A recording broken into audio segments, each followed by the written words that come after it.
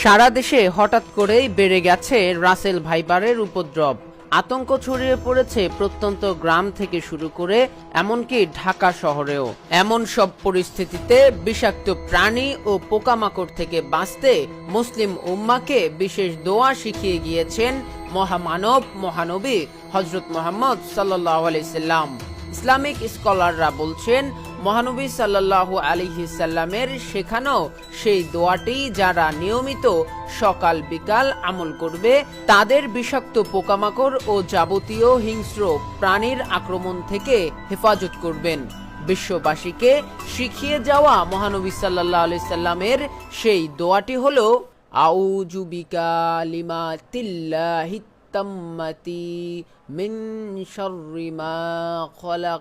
এর অর্থ, আমি আল্লাহর পরিপূর্ণ কালেমার দ্বারা প্রত্যেক শয়তান, বিষাক্ত প্রাণী এবং প্রত্যেক কুদৃষ্টির অনিষ্ট থেকে আশ্রয় চাইছি।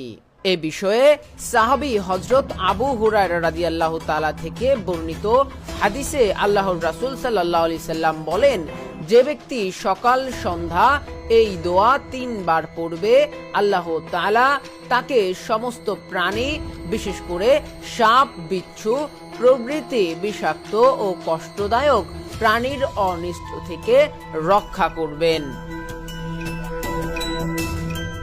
এদিকে বাংলাদেশে হঠাৎ সাপ বৃদ্ধি পাওয়ায় জনসাধারণের সতর্ক থাকার পরামর্শ দিয়ে বিজ্ঞজনরা বলছেন, এ কথা সত্য যে সাপ একটি প্রাণ সংহারী প্রাণী।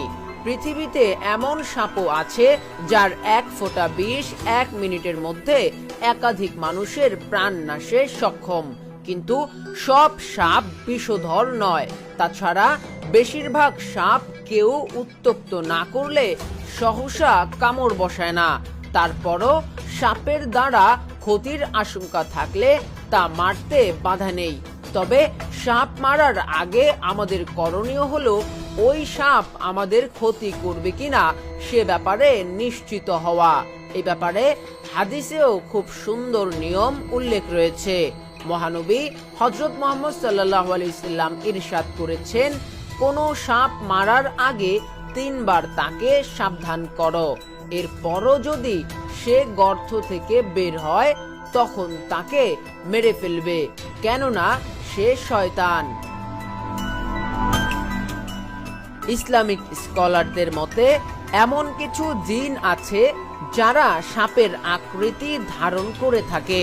অপরদিকে হযরত সালিম রহমতুল্লাহ আলাই তার পিতা থেকে বর্ণনা করেছেন, রাসূলুল্লাহ সাল্লাল্লাহু আলাইহি সাল্লাম বলেছেন, তোমরা সেই সাপ মারবে যার পিঠে 2টি সাদা রেখা আছে এবং যার লেজ নেই, কেননা এরা বিষধর হওয়ার কারণে দর্শন শক্তি বিনষ্ট করে দেয় এবং গর্ভস্থিত সন্তান ধ্বংস করে দেয়।